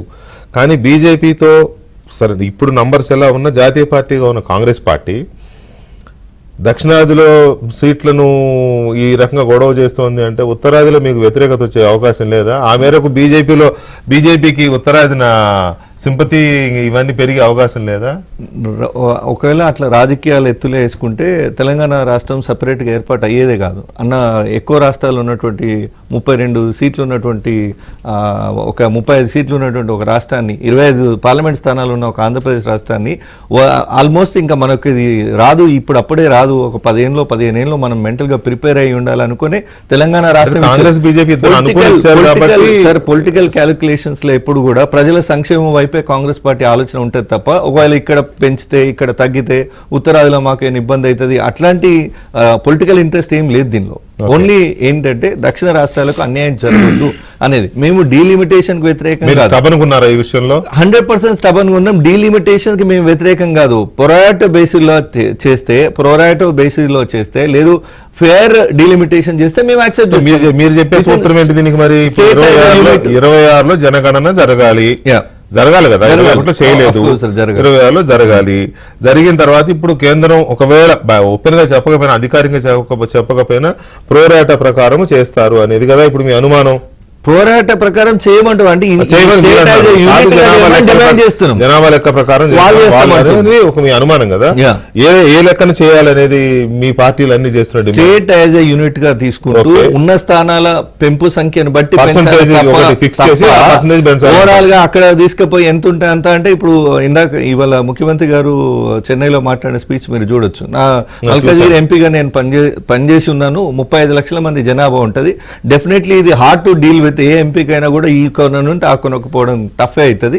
దీన్ని హద్దులు మార్చండి. అంటే రాష్ట్ర పరిమితులకు లోబడి, రాష్ట్ర సరిహద్దులకు లోబడి ఆయా అడ్జస్ట్మెంట్ చేయండి తప్ప దీన్ని ఇంకో రకంగా పోవద్దు అనేది ముఖ్యమంత్రి గారు చెప్పినటువంటి మాట. నేను ఒక్క మాట చాలా స్పష్టంగా, ఇదంతా మేము ఒక ప్రయత్నం చేస్తున్నాం. అంటే ప్రతిపక్ష పార్టీలుగా ఈ దేశంలో భవిష్యత్తు రాజకీయాలు ప్రజలకు అందుబాటులో ఉండాలి, దక్షిణాది రాష్ట్రాలకు అన్యాయం జరుగుతుంది. మేము ఒక ఎజెండా తీసుకుని ఇలా చెన్నైలో మీటింగ్ అయింది. రేపు 14వ తారీఖు అంబేద్కర్ గారి జయంతి రోజున ఇక్కడ హైదరాబాద్ లో పెద్ద మీటింగ్ జరుగుతుంది, బహిరంగ సభ కూడా జరుగుతుంది. అయితే ఇది చేస్తే మమ్మల్ని ఏమంటున్నారు, ఎవరు బందిపోటు దొంగల మీటింగ్ లేదా అక్రమార్కులందరూ కూడా అవినీతి పరులందరూ ఒక దగ్గర కూర్చొని చర్చిస్తున్నారని మాట. అసలు దేశంలో ఉన్న అవినీతి పరులందరూ ఉన్నది బీజేపీలోనే, 1-2 కాదు. అదాని మీద 20 లక్షల కోట్ల అవినీతి ఉంది, సెబీ మీద అదాని బీజేపీ కాదు కదండి. అదాని బీజేపీ కాదని మీరు అంటే అదే నేను ఒక్కరే కాదు, నేను చెప్తాను దేశంలో అతను కూడా కాంగ్రెస్ సంబంధంగా ఉండే బిజినెస్ మెన్ చాలా మంది ఉంటారు. బీఆర్ఎస్ కుండే వాళ్ళు బీఆర్ఎస్ ఈ 10 ఏళ్లలో ఒక్క మాట చెప్పనండి, అవినీతి మరకలున్న వివిధ పార్టీల్లో ఉన్న రాజకీయ నాయకులను బీజేపీలో చేర్చుకోవడం వల్ల అది ఈ రోజు ఇప్పుడు ఎన్సీపీ నుంచి అజిత్ పవార్ ఉన్నాడు, ప్రఫుల్ పటేల్ ఉన్నారు, వాళ్ళ మీద కేసులు మాయమైంది. టీఎంసీ నుంచి సువేంది అధికారి ఉన్నారు, ఐఎన్సీ నుంచి జ్యోతిరాదిత్య సింధియా తీసుకున్నారు, టీడీపీ నుంచి సుజనా చౌదరి గారిని తీసుకున్నారు. అంటే అవినీతి పనులకేమో రాండి అని రెడ్ కార్పెట్ వేసి వెల్కమ్ చెప్తున్న పార్టీ మేము ఒక ఎజెండాతో కూర్చొని ఒక మంచి కార్యక్రమం తీసుకుంటే దానికి కూడా వీళ్ళు ఈ రకంగా మా మీద అవినీతి పనులను ముద్రేసే ప్రయత్నం చేయడం అంటే ఇక మీరు శ్రీధర్ రెడ్డి గారు బీఆర్ఎస్ వ్యూ ఏంటి దీని మీద? అంటే మీరు ఇవాళ సమావేశానికి వెళ్ళారు అని అంటే కేంద్ర ప్రభుత్వం చేస్తున్న ఆలోచనని వ్యతిరేకిస్తున్నారు అనేది క్లియర్, రైట్? కానీ మీ పాలసీ ఏంటి, ఎలా చేయాలని? నిజంగా కేంద్ర ప్రభుత్వం బుల్డోజ్ చేసుకుని వెళ్ళిపోతుంది, దక్షిణాదికి సీట్లు తగ్గిపోతాయి అని నమ్ముతుందా బీఆర్ఎస్ బలంగా? అంటే గతంలో ఉన్న ఎక్సర్సైజ్ని పాపులేషన్ బేస్డ్గా చేస్తే అట్లనే జరుగుతుంది, దానిలో సందేహం లేదు. గతంలో ఈ ప్రయత్నాలను కూడా అంతే కదా, ప్రకారం అట్లనే జరుగుతుంది. ఇప్పుడు పోయిన 10 yearsలో many issues pertaining to bills passage అనుకోండి, వాటి ఎట్లా అడాప్ట్ చేసుకున్నారో చూస్తే అది అట్లనే తెలుస్తుంది. కాబట్టి ముందే ఒక ఎక్సర్సైజ్ అనేది దక్షిణాది రాష్ట్రాలు మొదలుపెట్టినాయి. దక్షిణాది రాష్ట్రాలు అనగానే దాన్ని ఏదో సౌత్ నార్త్ డివైడ్ లాగా తీసుకోవాల్సిన అక్కర్లేదు. కేటీఆర్ గారు వాళ్ళు వెళ్ళిన తర్వాత పోస్ట్ ది మీటింగ్ చాలా క్లియర్గా మీటింగ్ తర్వాత ప్రెస్ మీట్లో వీఆర్ ఇండియన్స్ ఫస్ట్, కానీ ఆయా రాష్ట్రాల యొక్క అస్తిత్వాన్ని మెయింటైన్ చేసుకోవడం, the identity of the concern state, protection of the identity of the concern state also must అని చెప్పారు. ఆ విషయాన్ని అర్థం చేసుకునే ఆ మ్యాగ్నానిమిటీ కేంద్ర నాయకత్వం దగ్గర ఉండాలి. కేంద్ర నాయకత్వం అంటే కేంద్ర ప్రభుత్వం దగ్గర ఒకటి. రెండవది, ఇవాళ స్ట్రైట్గా 2 పాయింట్స్ చెప్పారు కేటీఆర్. ఏం చెప్పారంటే, ఒకటి, మీరు the first point of contact ప్రజలకు ఎవరు? ఎమ్మెల్యేలు. కాబట్టి రాష్ట్రాల్లో ఎక్కడెక్కడైతే అవసరం ఉందో అక్కడ టెరిటోరియల్ అంటే మీ పార్లమెంట్ దాన్ని మార్చకుండా, పార్లమెంట్ మార్చకుండా ఎమ్మెల్యేల సంఖ్య పెంచండి. ఆంధ్రప్రదేశ్లో తెలంగాణలో ఎట్లాగా డ్యూ ఉంది as per the bifurcation act ఉంచి పార్లమెంట్ సభ్యుల సంఖ్య అట్లే పెంచండి, ఉంచండి, 543గా క్యాప్ చేయండి. రెండవది, నిజంగానే మీరు పెంచాలనుకుంటే నిజంగానే national average growth rate of the population, అంటే ఏ స్టేట్ ఆ స్టేట్ కాకుండా ఒకటి. రెండోది ఏంటంటే ఆయన చెప్పింది పాయింట్ ఏంటంటే ప్రోరేట్ ఇంతకుముందు చెప్పింది ప్రపోర్షన్. ఇప్పుడు మాకు మన దగ్గర 5% 60% సీట్లు పెరుగుతాయండి అనుకుందాం, ప్రోరేట్ 60%. అవును, పెంచమని సంథింగ్ అది ప్రపోజ్ చేసినాం చాలా క్లియర్గా. అయితే దీంట్లో ఎవరికి అభ్యంతరం ఉండాల్సిన అవసరం లేదు. నేను ఇంతకుముందు మహేష్ మాట్లాడినా, కపూర్ గారు మాట్లాడినా, బండి సంజయ్ గారు ఇంకోళ్ళు మాట్లాడిన మాటలు నేను చూసినాను. కంప్లీట్లీ అరవింద్ గారు ఇర్రెస్పాన్సిబుల్ ఇన్ నేచర్. ఇది democratic country, this is not a డిక్టేటర్షిప్లో లేం మనం. ప్రజాస్వామ్య దేశంలో ఒక 4 chief ministers, Karnataka chief minister represent చేస్తే వాళ్ళ డిప్యూటీ చీఫ్ మినిస్టరు కేటీఆర్ గారు, అంటే ఆయా పార్టీల యొక్క ప్రతినిధులు, పంజాబ్ నుంచి అందరూ వచ్చే దగ్గర కూర్చొని ఒక ప్రధానమైన అంశం డిలిమిటేషన్ అనేది కేంద్ర ప్రభుత్వం చేపట్టింది, అది ప్రధానమని మీరు అనుకుంటే ఆ అంశం మీద ఆయా రాష్ట్రాల అభ్యంతరాలు తెలిపితే దొంగలు కూర్చున్నారని మాట్లాడడం అనేది థర్డ్ క్లాస్ బిహేవియర్. ఆ క్లాస్ అనకూడదు తెలియదు నాకు, ఎందుకంటే you are a central minister. మీరు మాట్లాడేటప్పుడు డెమోక్రటిక్ స్పిరిట్ని గౌరవించకపోతే ఎట్లా? మీకు ఆ వ్యవహారం అర్థం చేసుకునే స్థాయి ఉంటే, ఆ మెచ్యూరిటీ ఉంటుందంటే చెప్పిన విషయాన్ని మాట్లాడండి. డీలిమిటేషన్ ఎక్సర్సైజ్ అనేది మంచిదా కాదా, అయితే ఈ రాష్ట్రాల యొక్క వాదన మంచిదా కాదా, లేకపోతే ఇంకేమైనా చేస్తారా? కానీ రెటారిక్ వాళ్ళు దొంగలు వీళ్ళు దొంగలు, వాడ స్కామ్ అయింది ఇక్కడ స్కామ్ అయింది చెప్పాల్సి వస్తే చాలా ఉంటాయి. మామూలు వ్యక్తులు మాట్లాడడం వేరు. కేంద్ర హోంమంత్రిగా ఉన్నది ఇంటర్నల్ అఫైర్స్ మినిస్టర్ కదా, ఒక రకంగా చెప్పాలి, అంతర్గత మంత్రి. చాలా జాగ్రత్తగా రెస్పాండ్ చేస్తే మీకు గ్రేస్ పెరుగుతుంది. అంతేగాని దేశంలో ఒక 5-6 రాష్ట్రాలు ఒక సమస్య మీద కూర్చుంటే అది కేంద్రానికి ఇష్టం దాన్ని అడ్రస్ చేయాలి. ఇది ధిక్కారం కాదనేది. ఇప్పుడు చాలా సౌత్ నార్త్ కోసం కాదు, ఇప్పుడు రాజేంద్రరావు అర్థం చేసుకోవాలి. దక్షిణాది రాష్ట్రాలను టర్మ్ చేసుకోవడం ఎందుకు? మేజర్గా దక్షిణాది రాష్ట్రాలు నష్టపోతా ఉన్నాయి. I demand today the BJP leaders, other party leaders who have not responded, TDP and Janasena also, మీరు బీజేపీతో ఉన్నారు కాబట్టే అని కాదు. ఇక్కడ ఇష్యూ బీజేపీయా, బీఆర్ఎస్ఆ, కాంగ్రెసా కాదు. దక్షిణాది రాష్ట్రాలకు ప్రాతినిధ్యం తగ్గితే, ఇక్కడ ప్రజల representation అందరూ తగ్గితే, నచ్చబోతారు. వాళ్ళ అంటే ఒక ప్రాంతం డామినెన్స్ పెరిగితే ఫెడరల్ డెమోక్రసీలో, సమాఖ్య ప్రజాస్వామ్యంలో డిమాండింగ్ పవర్ తగ్గిపోతుంది. అదే. ఇప్పటికే పన్నుల యొక్క డివల్యూషన్ లో కానీ, అంటే పన్నుల శాతంలో వచ్చేటటువంటి వాటా కానివ్వండి, కేంద్ర ప్రాయోజిత పథకాలు ఉంటాయి, సెంట్రల్లీ స్పాన్సర్డ్ స్కీమ్స్ కానివ్వండి, కేంద్ర సాయం కానివ్వండి, కొత్త పథకాలు ఏవొచ్చినా కానీ సహజంగా ఉత్తరాది పోవడం అనేది కామన్ అయిపోయింది. అవును. దాన్ని మనము లెక్కలతో సహా అనేక సార్లు చెప్పినాం, ఇవాళ కూడా చెప్పినాం కదా. తెలంగాణ రాష్ట్రమే జనాభాలో 2.8% దేశంలో, జీడిపిలో మన యొక్క కాంట్రిబ్యూషన్ 5.3%. మీరు growth rate of the population చూస్తే 71 తర్వాత ప్రధానంగా ఎందుకు క్యాప్ పెట్టారు 543 దగ్గర? జనాభా రేటు తగ్గించాలని కేంద్ర ప్రభుత్వాలు సంకల్పించినాయి. అవునవును. కేంద్ర ప్రభుత్వాలని ఎవరు నడిపినా, ఏ పార్టీ నడిపినా, ఏ ప్రాంతం ప్రధానమంత్రి ఉన్నా కానీ దక్షిణాది రాష్ట్రాలు వాటిని తూచా తప్పకుండా పాటించినాయి కాబట్టి ఈ ప్రాంతంలో మనకు జనాభా రేటు తగ్గింది. మరి దానికి మీరు ఇవాళ చెప్పినట్లు పుండు మీద కారం చల్లినట్టు ఇవాళ చాలా డీటెయిల్డ్ నేను చెప్తున్నా కదా. This is a very bench marking, issue. ఒక మైల్ స్టోన్ మీటింగ్ లాగా చెప్పుకోవాలి. ఎందుకంటే ఒక నిమిషం అండి, చెన్నైలో జరిగింది ఒక బ్రహ్మాండమైన మీటింగ్. ఎందుకంటే ప్రజాస్వామ్య దేశంలో dialogue is most important. In democracy dialogue, discussions, such forums of various political parties. ఇప్పుడు మీరు డిఎంకే ఉంది, వాళ్ళు ఒక ద్రవిడ్ సెంటిమెంట్ అనుకోండి, ఓ థియలాజికల్ అట్లా వాళ్ళు వెళ్తారు. లోకల్ సెంటిమెంట్ వేరు, నేను చెప్తున్నా, Let me finish. ఏంటంటే భిన్న సంస్కృతులు, భిన్న ఐడియాలజీలు ఉన్నటువంటి పార్టీలు ఒక ప్లాట్ఫామ్ మీదకి వచ్చి ఒక మేజర్ ఎక్సర్సైజ్ మీద వాళ్ళ అభిప్రాయాలు చెప్పినప్పుడు కేంద్ర ప్రభుత్వంలో ఉన్నటువంటి పెద్దలు, ఆయా పార్టీలకు సంబంధించిన వాళ్ళు, ఎవరైతే కేంద్ర ప్రభుత్వం ఉన్న వాళ్ళు దాన్ని చాలా అంటే ఒక అప్రోచ్ తీసుకొని, బ్రాడ్ మైండెడ్ తో తీసుకొని మంచి చర్య చూడాలి తప్పితే అవసరం అయితే ఖచ్చితంగా ఇటువంటి వెల్కమింగ్ కాదు. మై ఫైనల్ స్టేట్మెంట్, మీరు హైదరాబాద్ లో మీటింగ్ కంటిన్యూషన్ అని చెప్తా ఉన్నారు. Yes, these kind of meeting should continue. Not only this, ఇక్కడ 14 డీలిమిటేషన్ తో పాటుగా భవిష్యత్తులో ఈ ఎకనామిక్ గ్రోత్ సంబంధించినటువంటి డ్రైవర్స్ అయితే ఉన్నాయో వాటిలో ఏ రాష్ట్రాలు అయితే, నేను దక్షిణాదినే చెప్పాను, Punjab, maybe some other north eastern states, Bengal కూడా ఉంటుంది, నెక్స్ట్ టైం వీళ్ళందరూ కూడా వచ్చినప్పుడు మాట్లాడడానికి అవకాశం ఇవ్వాలండి. కరెక్ట్, రేపు జరగబోయే 14వ తారీఖు జరగబోయే దానికి బీజేపీకి కూడా ఇన్విటేషన్ పంపుతాం. ఇది నేను స్పష్టంగా చెప్పడం మీ బాధ్యత. ఎందుకు దక్షిణాదిగా ఇక్కడ ప్రజలు ఓట్లేసి 8 సీట్లు గెలిపించినందుకు మీ బాధ్యత కూడా దక్షిణాదిని కాపాడడం ఒకటి. 2, అన్ఫార్చునేట్ ఏంటంటే తెలంగాణలో ఉన్న బీజేపీ నాయకత్వం, అది కూడా కేంద్రంలో మంత్రుల స్థాయిలో ఉన్న వాళ్ళు, ఎంపీల స్థాయిలో ఉన్న వాళ్ళకి కూడా కనీసం పంజాబ్ నుంచి ఒక వ్యక్తి వచ్చి నిజంగానే దక్షిణాది రాష్ట్రాలు ఒక జెన్యూన్ కాజ్ కోసం నిలబడుతున్నాయని మనకు మద్దతుగా, బాసటగా వచ్చి సపోర్ట్ చేసే పంజాబ్ సీఎం వచ్చి నిలబడిన మీటింగ్ ని, అంటే నార్త్ వాళ్ళేమో జెన్యూన్ గా దక్షిణాదికి అన్యాయం జరుగుతుంది, ఈ కాజుకు మనం సపోర్ట్ చేయాలని వచ్చి నిలబడినా కూడా దక్షిణాదిలో ఉన్నటువంటి బీజేపీ నాయకత్వం గాని, వైసీపీ నాయకత్వం గాని, టీడీపీ, జనసేనలు కూడా దీన్ని ఓన్ చేసుకో, ఎన్డీఏ కూటమి దీన్ని జగన్మోహన్ రెడ్డి లెటర్ రాయాల్సింది. అదే రాష్ట్ర విభజన అప్పుడు కూడా కేంద్రం, అప్పుడు కాంగ్రెస్ చేయండి అడిగితే మీకున్న అధికారాలతో ఆర్టికల్ 3 ప్రకారం మీరు ఏం చేసినా మాకు సమ్మతమే అన్నారు. పార్టీ జగన్ మాట అనేవారండి. అరే భలే ఉన్నారు, అనకండి అట్లా. I am for the party line. నేను ఎప్పుడు అట్లా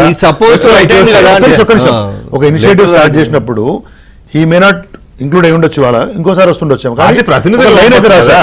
అంటే నేను చెప్పిందంటే అట్లీస్ట్ సాలిడారిటీ ఇటువంటి విషయాల్లో చెప్పారు.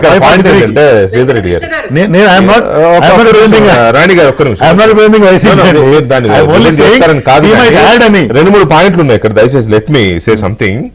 ఒకటి, మీరు వెళ్ళకపోయినా ఇప్పుడు బీఆర్ఎస్ కేసీఆర్ గారు వెళ్ళలేదు కదా, కేటీఆర్ గారు వెళ్ళారు కదా, అట్లాగే వైసీపీ నుంచి ఎవరైనా ఒక ప్రతినిధి ఉండాల్సింది, పంపొచ్చు. లెటర్ రాయడం అనేది అనంతపురం దాటి రాలేకపోతే పంపొచ్చు, తప్పేం లేదు. ఒక పాయింట్. రెండోది, నెక్స్ట్ మీటింగ్ వస్తారని భావిస్తున్నాం అని ఆమె చెప్పింది, కనిమొళి గారు చెప్పినారు. అవును, రైట్, ఓకే. తర్వాత ఇవాళ రేవంత్ రెడ్డి గారు కొన్ని పాయింట్స్ కొంచెం రాణి గారు అండ్ గఫూర్ గారు మీరు కూడా కొంచెం కాన్సన్ట్రేట్ చేయండి. రేవంత్ రెడ్డి గారు చెప్పిన 2-3 పాయింట్స్. ఒకటి, అక్కడ సమావేశం అయిపోయిన తర్వాత పన్నుల రూపంలో తెలంగాణకు వెళ్లే రూపాయి, తెలంగాణ నుంచి వెళ్లే ప్రతి రూపాయికి 42 కేంద్రం నుంచి రిటర్న్ వస్తున్నది 42 పైసలు మాత్రమే. అదే బీహార్ రూపాయి పన్ను కడితే 6 రూపాయలు వస్తున్నాయి. యూపీకి రూపాయికి 2 రూపాయల 3 పైసలు వెనక్కిస్తున్నారు. ఎక్కువ ఉంటుంది ఇంకా. డీలిమిటేషన్ రాజకీయంగా దక్షిణాదిని పరిమితం చేస్తుంది అనేది కొన్ని పాయింట్స్ వచ్చినాయి. వీటితో పాటు కొన్ని కీలకమైన అంశాలు మనం చూస్తే అంటే నాట్ ఓన్లీ రాణి రుద్రమ్మ గారు మీరు అన్నారని కాదు, బీజేపీ చేస్తున్న ఆర్గ్యుమెంట్స్ ఏంటంటే ఇంత పెద్ద విషయాన్ని ఎవరితో చర్చించకుండా ఎలా చేస్తారు, కేంద్ర ప్రభుత్వం బీజేపీ కాదు కదా కేంద్ర ప్రభుత్వం కదా అనేది వ్యాలిడ్ పాయింటే. కానీ ఇవాళ వీళ్ళు లేవనెత్తుతున్న అంశాలు ఒక సీక్వెన్స్ చెప్తాను నేను. నోట్ల రద్దు ఆ రోజున నవంబర్ 8 రాత్రి 8 గంటల ప్రాంతంలో 8:30 గంటల ప్రాంతంలో ప్రెస్ మీట్ పెట్టాడు. టక్కుమని వచ్చేసి మీడియాని లైవ్ దేశాన్ని ఉద్దేశించి మోదీ గారు లైవ్ అడ్రస్ చేస్తారు. ఎవరికి పక్కనున్న మంత్రి వెంకయ్యనాయుడు గారికే తెలియదు ఆ విషయం, మాకు తర్వాత క్యాబినెట్ లో కూడా చెప్పలేదని చెప్పారు. సో అదొకటి జరిగింది. తర్వాత 2021లో జనగణన జరగాలి, సెన్సస్ జరగాలి, ఎందుకు చేయలేదు అనే దాని మీద పార్లమెంట్ లో ఇప్పటికీ కొన్ని వందల సార్లు ప్రశ్నలు వేసినా కేంద్రం వైపు నుంచి సమాధానం లేదు. ఎందుకు చేయలేదు అనే దానికి 26లో చేస్తారనేది లీకులు వస్తున్నాయి. కాబట్టి 26లో చేసుకుంటారనేది వీళ్ళు అనుమానిస్తున్నది ఇంకొక రెండో పాయింట్. మూడో పాయింట్ ఏంటంటే పార్లమెంటులో ఏ అంచనాలు లేకుండా 888 సీట్లతో ఎందుకు హాల్ నిర్మించారు? నేను ఫస్టే చెప్పా 888 అని. ఏంటి దీని లెక్క ఏంటి? ఏ అంచనాలతో ఎప్పుడు చేద్దామని నిర్మించారు? ఈ మూడిటికి అదనంగా ఇంకొకటి మనం లెక్కేస్తే 2014లో 14 ఫిబ్రవరిలో మనకి ఆంధ్రప్రదేశ్ పునర్విభజన చట్టాన్ని పార్లమెంట్ చేసింది.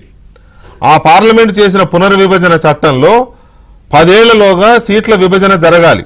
పునర్విభజన రాష్ట్రంలో తెలుగు రాష్ట్రాల్లో ఆంధ్ర అండ్ తెలంగాణలో అసెంబ్లీ స్థానాల డీలిమిటేషన్ జరగాలి. కానీ ఇంతవరకు చేయాల. కానీ ఏ చట్టములో పేర్కొనని ఎక్కడా లేని కాశ్మీర్లో పెంచేశారు, జమ్మూలో తగ్గించి అస్సాంలో కూడా చేశారు.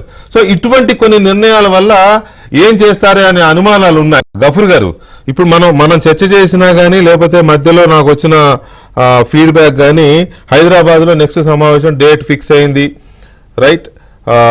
అన్ని పార్టీలు, భావసారూప్యత ఉన్న అన్ని పార్టీలు, మేధావులు వీళ్ళందరూ కూడా అటెండ్ అవుతారు. ఆ రోజు బహిరంగ సభ కూడా పెట్టబోతున్నారు. అంటే ఇవాళ చెన్నైలో జరిగిన ఈ సమావేశం ఉద్యమ రూపం తీసుకునే ఛాన్స్ కనబడతా ఉంది, భారీ ఎత్తున చేస్తారు కాబట్టి. సో కేంద్రం ఎలా స్పందించాల్సిన అవసరం ఉంది దీన్ని బేస్ చేసుకుని? ఒకటి వెంకటకృష్ణ గారు, సార్, ఇప్పుడు కేంద్రం అనేటువంటిది ఎవరి గుత్తాధిపత్యం కాదండి. ఈ దేశం యొక్క ప్రతినిధులు వాళ్ళు. ఈ దేశం యొక్క సమైక్యత, అన్ని ప్రాంతాల్లో అన్ని రాష్ట్రాలని ఎట్లా కలుపుకొని పోవాలనేటువంటి ఇంగిత జ్ఞానం ఉందా వాళ్ళకు అని నా అనుమానం అది. ఎందుకంటే ఇప్పుడు సోదరిమణి చెప్తూ ఉంది, అభిప్రాయం అన్ని ప్రతిదీ మేము ఏకాభిప్రాయంతోనే పోతాము, అన్ని పార్టీలతో అదే జిఎస్టీలో రాష్ట్రాల హక్కులు రాష్ట్రాలకు కొల్లగొట్టేస్తున్నారు. రాష్ట్రాలని సెస్ ₹1 ఇవ్వరండి రాష్ట్రాలకు. జిఎస్టీ అనే పేరుతో పన్ను ఏదైతే ఉందో దాంట్లో కూడా తగ్గిస్తున్నారు. సెస్ రూపంలో ఏదైతే కలెక్ట్ చేస్తున్నారో రాష్ట్రాలకు రావాల్సిన ఆదాయం ఆ రకంగా రాష్ట్రాలని మున్సిపాలిటీలుగా మార్చేసి బొచ్చబట్టుకొని కేంద్రం దగ్గర అడుక్కునేటువంటి పరిస్థితి. వాళ్ళు అనుకుంటేనేమో లక్షల కోట్లు రాష్ట్రాలకు ఇచ్చేస్తారు. ఏ రాష్ట్రం అయితే తమకు అనుకూలంగా ఉంటుందో అక్కడ ఇచ్చేస్తారు, ప్రాజెక్టులు అనౌన్స్ చేస్తారు. మరి ఇది ఎక్కడ? కానీ ఆ పరిస్థితి ఎవరు అధికారంలో ఉన్నా జరుగుతుంది కదండి. ఆ గతంలో కాంగ్రెస్ ఉన్నా జరిగింది, ఇప్పుడు బీజేపీ ఉన్నా జరుగుతుంది. నా పాయింట్ ఏంటంటే వెంకటకృష్ణ గారు, వీళ్ళు ఒక్కరే కాదు, ఎవరు చేసినా తప్పు. అన్ని రాష్ట్రాలు కూడా సమదృష్టితో చూడాలి, అన్ని ప్రాంతాల అభివృద్ధి కావాలి, అన్ని భాషల అభివృద్ధి కావాలి అనే ఒక నేషనల్ అవుట్లుక్ తో పనిచేస్తేనే భాష, సంస్కృతి, ప్రజలు అందరూ ఐక్యంగా ఉంటారండి. అట్లా కాకుండా ఈ పద్ధతిలో చేస్తూ పోతే అణచివేతకు గురవుతున్నటువంటి చోట ఒక తీవ్రమైనటువంటి అసంతృప్తికి దారితీస్తుంది. దేశంలో మంచిదే ఈ దేశానికి కాదు కదా. అట్లాగే ఇప్పుడు నేను చెప్తున్నది ఏమంటే, మీరు డీలిమిటేషన్ చేయాలనే ఆలోచన ఉందా లేదా? నిజంగా సిన్సియారిటీ ఉంటే వాళ్ళకు 2014 డీలిమిటేషన్ మన రాష్ట్ర విభజన రీఆర్గనైజేషన్ బిల్లో ఖచ్చితంగా ఇది 170 నుంచి 225, అది 119 నుంచి 150 ఏదో పెంచుతాము అని చెప్పారు. ఏమంట వచ్చిందండి పెంచడానికి? మీరు అంగీకరించిందే కదా పార్లమెంట్ లో చేశారు, మరి అంగీకరించి అమలు చేసినారా? ఇంతకుముందు మీరు చెప్పినట్లుగా లేదా ఇంకో సోదరుడు ఎవరు చెప్పినట్లుగా జమ్మూలో పెంచారు, కాశ్మీర్ లో తగ్గించారు, లడాక్ తీసి పడేశారు. అంటే రాష్ట్రాలతో ఆటలాడుకుంటారా? ప్రజల యొక్క మనోభావాలతో, ప్రజల యొక్క కల్చర్ తో మీరు ఆడుకుంటారా? ఎక్కడ ఇది ఐక్యత సాధ్యమవుతుంది? అట్లాగే ఇప్పుడు డీమిలిటేషన్ చేయదలుచుకుంటే అన్ని పార్టీలు పిలవండి, మీ అభిప్రాయాలు ముందు పెట్టండి. ఇప్పుడు మేమేమంటున్నాం సార్, ఇది నా వ్యక్తిగత అభిప్రాయం కాదు, మా పార్టీ కేంద్ర కమిటీ అభిప్రాయంగా నేను చెప్పదలుచుకున్నామంటే, ఇప్పుడుండే సీట్లు జనాభా ప్రాతిపదిక మీద ఇచ్చినట్టే కదా. యూపీకి 80 సీట్లు ఎందుకున్నాయి? జనాభా ఎక్కువ. 56 సీట్లు బీహార్కి ఎందుకున్నాయి? జనాభా ఎక్కువ.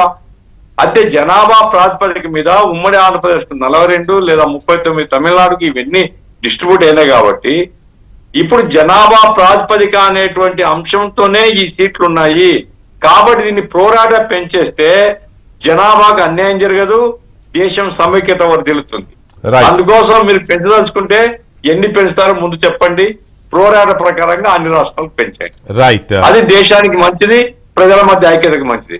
కాదు మా ఇష్టం వచ్చినప్పుడు మేము చేస్తామంటారా? దానివల్ల దేశంలో మంచి వాతావరణం ఉండదు, అనైక్యత వస్తుంది.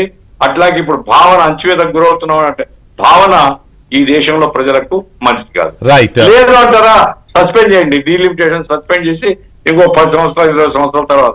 ఎందుకంటే నేషనల్ పాలసీ అండి, జనాభా తగ్గించాలా, ఒకరు లేదా ఇద్దరు, అంతకుమించి వద్దు అని చాలా ఖచ్చితంగా మన రాష్ట్రాల్లో ఇంటింటికి పడి మీకు ఇండ్ల పట్టు ఇస్తాం, అది ఇస్తాం, మీకు డబ్బులు ఇస్తామని రాష్ట్ర ప్రభుత్వాలు అన్ని ప్రయత్నాలు చేసి జనాభాను తగ్గిస్తే ఇప్పుడు చెంప మీద కొట్టినట్టుగా మీ సీట్లు కూడా తగ్గిస్తామని చెప్తే చాలా దుర్మార్గం. ఇది మానవత్వం లేని పని, దేశ సమైక్యత పట్ల ఏ మాత్రం శ్రద్ధ లేనటువంటి వాళ్ళు చేసేటువంటి పని తప్ప ఇంకోటి.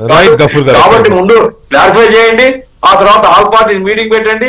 లేదు అంటారా, అజిటేషన్ తప్ప వేరే మార్గం లేదు. భావ సారూప్యత ఉంది, తప్పదు. ఎందుకు అంత వణికిపోతున్నారు? వీళ్ళందరూ కూర్చుంటే ఎందుకు వణికిపోతున్నారు? మీ దగ్గర తప్పదు కాబట్టి ఖచ్చితంగా పోరాటం. రైట్. రాణి గారు, ఇప్పుడు ఓకే, బీజేపీ నాయకులు, కేంద్ర మంత్రులు, ఎంపీలు మాట్లాడుతున్నారు. ఇప్పుడే ఈటెల రాజేందర్ గారి స్టేట్మెంట్ కూడా వచ్చింది, అసలు కేంద్రం ఏమీ చెప్పకుండానే ఎందుకు ఈ ఉలిక్కిపాటు అనేది వారు కూడా ఇప్పుడే నాకు ప్రెస్ నోట్ వచ్చింది ఫోన్లో. నిజమే, అది బాగానే ఉంది. కానీ ఇప్పుడు నేను ఇందాక చెప్పిన పాయింట్స్, ఆ నోట్ల రద్దు కావచ్చు, జనగణన 21 చేయాల్సింది కావచ్చు, లేకపోతే ఆ విభజన చట్టంలో ఏపీ తెలంగాణకు చేయాల్సింది చేయకపోవడం కావచ్చు, ఇటువంటి చాలా పాయింట్స్ చెప్పాను కదా. ఇటువంటి అన్ని అనుభవాలను దృష్టిలో పెట్టుకొని వీళ్ళ అనుమానం ఉంది, సడన్గా చేసేస్తే నష్టపోయేది ఎవరు, ఈ రాష్ట్రాలే కదా అనేది ఒక ఇది. దీనికి కేంద్రం వైపు నుంచి అడ్రస్ చేయాల్సిన అవసరం అయితే ఉంటుంది కదా. రైట్, వెంకటకృష్ణ గారు, అక్కడ ముగ్గురు ఒక ఎజెండాతో కూర్చున్నటువంటి గెస్ట్లు ఉండి 3 రకాలుగా మాట్లాడినప్పుడు మీరు నాకు కొంచెం ఎక్కువ సమయం ఇవ్వాలి దయచేసి, ఎందుకంటే అన్ని ఇష్యూస్ నేను అడ్రస్ నేనే సమాధానం చెప్పాలి. తీసుకోండి. సో ఫస్ట్ థింగ్ ఒకటి, ఇవాళ కాంగ్రెస్ పార్టీకి సంబంధించి రేవంత్ రెడ్డి గారు ఒక విషయాన్ని మాట్లాడారు మీటింగ్ అయిపోయిన తర్వాత. రేవంత్ రెడ్డి గారు ఏదైతే చెప్తున్నారో అదే ఎజెండా మొత్తం కాంగ్రెస్ పార్టీకి భారతదేశం అంతా ఉందా లేదా వాళ్ళు డిక్లేర్ చేసుకోవాలి ఫస్ట్. ఇవాళ మల్లికార్జున్ ఖర్గే గారు జాతీయ అధ్యక్షులుగా వారు గాని, లేదంటే వారి పార్టీకి ఇంకెవరన్నా అంతకంటే ఇంపార్టెంట్ పోర్ట్ఫోలియోలో ఉన్నటువంటి వాళ్ళు ఉండి వాళ్ళ కంప్లీట్ గా వాళ్ళకు ఉన్నటువంటి కూటమి ఏదైతే ఉన్నదో ఇండి కూటమి, ఆ ఇండి కూటమికి ఎవరైనా ప్రాతినిధ్యం వహిస్తే వాళ్ళు ఎవరన్నా ఉంటే వాళ్ళు డెఫినెట్ గా చెప్పవలసినటువంటి అవసరం ఉన్నది. ఎందుకంటే రాష్ట్రానికి ఒక ఎజెండా పెట్టుకొని ఒక రాష్ట్రంలో ఒకలాగా ఇంకో రాష్ట్రంలో ఇంకోలాగా మాట్లాడడం అనేటువంటిది ఒక జాతీయ పార్టీకి సరైనటువంటి విధానం కాదు. డెఫినెట్ గా వాళ్ళు ఆలోచించుకోవాలి. మరి వాళ్ళు ఇప్పుడు ఉత్తరాదిని వ్యతిరేకిస్తూ దక్షిణాదిని సపోర్ట్ చేస్తున్నారా, లేకపోతే వారి ఎజెండా భారతదేశం అంతా కూడా ఒకేలాగా ఉంటుందా? రేపొద్దున అసలు ఇదే విధానం అనేటువంటిది ఒక విధానం వాళ్ళకు ఉందా లేదా అనేది కాంగ్రెస్ పార్టీ డిక్లేర్ చేసుకోవాలి. రెండోది, మా పార్టీకి సంబంధించినటువంటి నాయకులు అందరు కలిసి కూర్చుంటే ఆహ్వానించాలి గాని ఇట్లా బందిపోట్ల ముఠానో దొంగల ముఠానో మాట్లాడతారా, ఇది ప్రజాస్వామ్యమేనా అని మాట్లాడుతున్నారు. ఒకటండి, ఎన్నికల ముందు వెంకటకృష్ణ గారు మీకు కూడా గుర్తుంటది, అందరికి కూడా గుర్తున్నటువంటి అంశము, లోక్సభ ఎన్నికలకు ముందు ఇవే రాజకీయ పార్టీలన్నీ కూడా ఒక ఫాల్స్ ప్రాపగండా చేసి భారతదేశంలో ఉన్నటువంటి జనాన్ని మొత్తం కన్ఫ్యూజ్ చేసేటటువంటి ఒక ప్రయోగాన్ని చేసి వాళ్ళు ఓట్లను దండుకునేటువంటి ప్రయోగం చేసి కొన్ని సీట్లు అంటే ఒక 90 స్థానాలను గెలుచుకునేదాకా కాంగ్రెస్ పార్టీ వెళ్ళింది అంటే ఫాల్స్ ప్రాపగండానే. రిజర్వేషన్లు, భారతీయ జనతా పార్టీ 3వ సారి అధికారంలోకి వస్తే రిజర్వేషన్లను రద్దు చేస్తుంది భారతదేశంలో అని ఒక ఫాల్స్ ప్రాపగండా చేసిందా లేదా మీరు చెప్పండి. ఆ రోజు కూడా ఇట్లనే కూర్చున్నారు మొత్తం. ఫాల్స్ రైట్ నాకు తెలియదు కానీ ప్రచారం అయితే జరిగింది. ఫాల్స్ నేను ఎట్లా అంటాను? ఇదే టీం మరి ఇప్పుడు ఇవాళ అధికారంలోకి వచ్చింది భారతీయ జనతా పార్టీ, ఎక్కడైనా రిజర్వేషన్లను రద్దు చేసిందా అండి? చేయలే కదా. ప్రజలు చూసిన తర్వాత కూడా మళ్ళొక్కసారి ఇదే టీం కూర్చున్నారు. ఇవాళ వీళ్ళు కూర్చున్నటువంటి దానికి నిజంగానే కనుక కేంద్ర ప్రభుత్వం ఏదన్నా ఒక అంటే మీరు అన్నట్టు ఇప్పుడు ఎక్కడైనా భారతీయ జనతా పార్టీ ఆ ప్రయత్నం చేసిందని మీరు అన్న క్వశ్చన్ కి ఫుల్ మెజారిటీ లేదు కదా సింగిల్ గా, అందువల్ల వెనకడుగు వేసింది అనుకోవచ్చేమో. ఇప్పుడు అదే మరి ఇప్పుడు కూడా అట్లే అనుకోండి. మెజారిటీ లేకపోతే ఇది మాత్రం వ్యతిరేకంగా ప్రజా వ్యతిరేకంగా ఇష్టం వచ్చింది ఇది మాత్రం ఎట్లా చేస్తారండి? ఒకవేళ నిజంగానే అట్లా అనుకుంటే చేయలేని వాళ్ళు ఇది ఎట్లా చేస్తారు? సేమ్ కదా. మరి ఇప్పుడు అది చేయలేని వాళ్ళు ఇది ఎట్లా చేస్తారు? ఒక పాయింట్. ఇంకొక అంశం కూడా చాలా స్పష్టంగా నేను చెప్పదలుచుకున్నది, ఇవాళ తెలంగాణ రాష్ట్రానికి సంబంధించినటువంటి కాంగ్రెస్ పార్టీకైనా లేకపోతే తమిళనాడు రాష్ట్రంలో ఉన్నటువంటి స్టాలిన్ గారి గవర్నమెంట్ కైనా ఇవాళ కమ్యూనిస్టు పార్టీలకైనా వాళ్ళ అస్తిత్వాన్ని కోల్పోయేటటువంటి పరిస్థితి ఉన్నది. తెలంగాణ రాష్ట్రంలో కాంగ్రెస్ పార్టీ మీద ఎంత తీవ్రమైన వ్యతిరేకత ఉన్నది అనేటువంటిది ప్రజల్లోకి వెళ్తే మనకు కనిపిస్తోంది. మొన్న జరిగిన 3 ఎమ్మెల్సీ ఎలక్షన్స్ జరిగితే కూడా 2 భారతీయ జనతా పార్టీ అభ్యర్థులు గెలిస్తే 1 ఇండిపెండెంట్ అభ్యర్థి గెలిచినాడండి. కాంగ్రెస్ పార్టీ పోటీ చేసిన చోట ఒక్క చోట గెలవలేదు, బీఆర్ఎస్ పార్టీ ఒక్క చోట పోటీ కూడా చేయలేదు. మరి బీఆర్ఎస్ కు సపోర్ట్ చేస్తుంది ఈ స్లోగన్ కి ఏంటండి? బీఆర్ఎస్ కూడా సపోర్ట్ చేస్తుంది కదా ఈ స్లోగన్ కి అంటున్నా. అవును, వాళ్ళు కూడా సపోర్ట్ చేస్తున్నారు కదా. కాంగ్రెస్ పార్టీ 3 స్థానాలలో పోటీ 3 స్థానాలలో కూడా గెలుచుకునేటువంటి పరిస్థితి లేదు అని. ఇవాళ తెలంగాణ ప్రజలకు ఇచ్చినటువంటి హామీల్లో రైతు భరోసాకు దిక్కు లేదు, మహిళలకు 2500 దిక్కు లేదు, ఇవాళ రైతు రుణమాఫీ పూర్తిగా జరగలేదు, ఎక్కడ నియోజకవర్గం పాపానపోలేదు. అంటే సబ్జెక్టు డీవియేట్ అవుతోంది అనుకోకపోతే తెలంగాణ రాష్ట్రంలో చేయవలసినటువంటి పనులు చెయ్యక ఇవాళ మూసీ ప్రాజెక్ట్ ఏమైందండి? అడకెక్కింది. హైడ్రా ఎక్కడ అంటే రాణి గారు మళ్ళీ మనం ఎటు వెళ్తున్నాము, లోకల్ సమస్యల మీద ఎప్పుడు మనం చర్చిస్తున్నాం అంటే వీటి నుంచి డైవర్ట్ చేయడం కోసం ఈ టాపిక్ తీసుకుంటున్నారు అంటున్నారా? డెఫినెట్ గా అదొక అంశము. ఏంటంటే అవి ప్రజా వ్యతిరేకతను మీడియా చూసి ఇవాళ మనం ఒక గంటన్నర సేపు ఈ అంశం మీద డిబేట్ పెట్టుకున్నాం వెంకటేశ్వర. ఈ అంశం లేకపోతే తెలంగాణలో ఉన్న సమస్యల పైన పెట్టుకుంటాం కదా. ఇవాళ అంశం నుంచి డైవర్ట్ కావాలంటే ఇది ఒక రాష్ట్రానికి sorry my throat is not అయితే ఇది ఒక రాష్ట్రానికి సంబంధించిన ఇష్యూగా తీసుకోలేదు కదా. 5-6 రాష్ట్రాలు కూర్చొని చర్చిస్తున్నాయి. రేపు 14వ తారీఖున ఇంకా 2-3 రాష్ట్రాలు పెరగవచ్చు. Not only states, political parties, intellectuals రావచ్చు, ఇంకేమన్నా ఆర్గనైజేషన్ రావచ్చు, నార్త్ నుంచి, నార్త్ ఈస్ట్ నుంచి, ఇంకెక్కడి నుంచైనా రావచ్చు కదా. కాబట్టి ఇది ఇప్పుడు దేశవ్యాప్తమైన ఒక మూవ్మెంట్ లాగా అవుతుందేమో అనే సిగ్నల్స్ వస్తున్నాయి. మన డిబేట్ జరుగుతున్నప్పుడే నాకు వచ్చిన ఫోన్ కాల్ ఏప్రిల్ 14 డేట్ వచ్చింది. దాన్ని బట్టి ఏమర్థం అవుతోంది, ఇది గేరప్ అవుతోంది, ఇది ఒక నేషనల్ ఎజెండాగా తయారవుతుందేమో అనిపిస్తోంది. ఒక్క నిమిషం రాణి గారు, మహేష్ నేనేమంటున్నా, రేవంత్ రెడ్డి గారు గౌరవ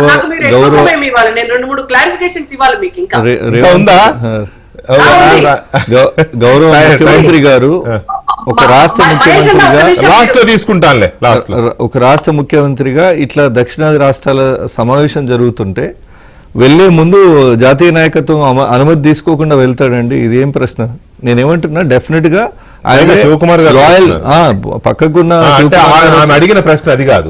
సౌత్ లో ఉన్న కాంగ్రెస్ కే ఈ స్టాండా, నార్త్ లో ఉన్న కాంగ్రెస్ కూడా ఇదే స్టాండ్ అనుమతి తీసుకొని పోయిండు అంటే దక్షిణాదిలో అన్యాయం జరుగుతుంటే మీ రైట్స్ కోసం మీరు ఫైట్ చేయండి, వీఆర్ విత్ యూ అని చెప్పినట్టే కదా హైకమాండ్. ఇంకా దానిలో ఇంకా నేను అడిగిన ప్రశ్న నార్త్ లో మీకు వ్యతిరేకత పెరిగే ప్రమాదం ఉంది. నేను ఇప్పుడు పంజాబ్ సీఎం వచ్చిండు అంటే నార్త్ లో వాళ్ళ ఓట్లు బోని అని వాళ్ళు ఉన్నదా పంజాబ్ ఒకటే కదా. నేను అదే ఆ ఒక్కటి కూడా బోని అనుకునే వచ్చిండు. సార్, ఈ దేశంలో న్యాయబద్ధంగా జరిగే డిమాండ్ ఇది, పోరాటం ఇది. దీనికి కలిసి వచ్చి అన్ని పార్టీలు నార్త్ సౌత్ తేడా లేకుండా అన్ని పార్టీలు కలిసి వస్తాయి. రేపు పొద్దున మమతా బెనర్జీ గారు కూడా జాయిన్ కావచ్చు. అట్లనే నార్త్ ఈస్ట్ నుంచి మేము నష్టపోతాం కాబట్టి వారు వచ్చిందంటే దానికి అర్థం లేదు కదా. ఒకటి. రెండోది, నేనేమంటున్నా, ఇప్పుడు బండి సంజయ్ గారు చేసిన వ్యాఖ్యలు దక్షిణాది భారతదేశంలో ఫుట్టింగ్ కోసం బీజేపీ ఎన్నో ఏళ్ల నుంచి తప్పిస్తుంది. తెలంగాణలో లేదు, తమిళనాడులో లేదు, కేరళలో లేదు, కర్ణాటకలో బొటాబొట్టిగా అప్పుడో ఇప్పుడో అట్లాంటి ఫుట్టింగ్ కోసం చూస్తున్న క్రమంలో మరి దక్షిణాది ముఖ్యమంత్రులు 4 రాష్ట్రాల ముఖ్యమంత్రులు కలిసి చర్చించిన సమావేశంని బందిపోటు దొంగలని బండి సంజయ్ గారు మాట్లాడిన అనుమతి తీసుకునే మాట్లాడిండా అంటే రేపు పొద్దున్న దక్షిణాది బీజేపీకి అవసరం లేదా? ఏమి బండి సంజయ్ గారు ఏం మెసేజ్ ఇస్తున్నారు దక్షిణాది రాష్ట్రాల్లో ఉన్న ప్రజలకి? మేము మాకు బీజేపీకి దక్షిణాది అవసరం లేదు, మేమంతా ఉత్తర భారతీయ జనతా పార్టీ మాదే అని చెప్పదలుచుకుంటే అది కూడా డిక్లేర్ చేయమని. వాళ్ళు మాట్లాడిన వాళ్ళు ఇద్దరు ఎంపీలు, ఈయన కూడా రాజేంద్ర గారితో ముగ్గురు ఇక్కడ ఎంపీలు కదా. సో డెఫినెట్ గా దక్షిణ రాష్ట్రాలకి దీనిలో అన్యాయం జరుగుతుంది సార్. 543లో 130 మెంబర్స్ ఉన్నాం, ఇప్పుడు ఉన్నాం మా దేశంలో ఉన్న వాటిలో 130 మంది ఉన్నాం దక్షిణాది నుంచి. మనకు లోక్సభ స్థానాల సంఖ్య జస్ట్ వీఆర్ అమౌంట్స్ టు 24%, 24% ఉన్నాం. కనీసం కనీసము 33% రిప్రజెంటేషన్ లేకుండా ఫండ్ ఇవల్యూషన్ లో కానీ ఇప్పుడు ఇదేంటి సార్ చెప్పండి నాకు ఒక మాట. జాతీయ పాలసీగా జనాభా నియంత్రణ పద్ధతిని తీసుకొస్తే దాన్ని స్ట్రిక్ట్ గా సిన్సియర్ గా అమలు చేసి మనం ఆర్థికంగా ఎదిగినాం, జీడీపీలో ఎదిగినాం, పర్ క్యాపిటల్ ఎదిగినాం, ఎకనామికల్ గా స్ట్రెంథెన్ అయినందుకు పనిష్మెంట్ ఇప్పుడు మా మీద అంటే దక్షిణ రాష్ట్రాల మీద బీజేపీ ఇప్పుడు జనాభా ప్రాతిపదికన చేస్తే 23% కాస్త 19% పడిపోతుందనే ఆందోళన ఒకటి వ్యక్తం అవుతుంది. అదే ఫ్యూచర్ ని దృష్టిలో పెట్టుకొని జరగబోయే అన్యాయాన్ని ముందే ప్రజలను అలర్ట్ చేసి చైతన్యం చేస్తున్నాం. డెఫినెట్ గా అవసరం పడితే ఉత్తర భారతీయ జనతా పార్టీ మీద వేజ్ వార్ అండి, యుద్ధం ప్రకటిస్తాం.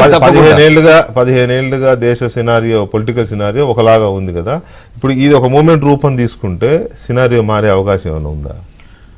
I doubt. ఎందుకంటే ఇప్పుడు బీజేపీ లీడర్స్ మాట్లాడిన పద్ధతి చూస్తే బండి సంజయ్ లాంటి వాళ్ళు రెస్పాండ్ అయిన తర్వాత ఇప్పుడు పదే రాణి గారు మాట్లాడేటప్పుడు కూడా దక్షిణాది ఉత్తరాది అసలు ఆ కాన్సెప్ట్ వద్దండి. ఇక్కడ బేసికల్లీ డీలిమిటేషన్ ద్వారా ఎక్కువగా నష్టపోయే రాష్ట్రాలు మాడుతున్నాయి. ఏ రాష్ట్రమైనా ఏ ప్రాంతం లేకపోతే ఏమైందంటే రేపు పొద్దున ఇప్పుడు ఉత్తరాదిలో ఎవరన్నా ఒకళ్ళు, ఆయన బీజేపీ అంటలేను, కావాల్సుకొని చూసారా వాళ్ళు 5 రాష్ట్రాలు ఇంత పెద్ద మూవ్మెంట్ చేస్తే మీరెంత చేయొచ్చు అని చెప్పేసి ఒక పెద్ద డివైడ్ తీసుకొచ్చే ప్రయత్నం జరుగుతాయి.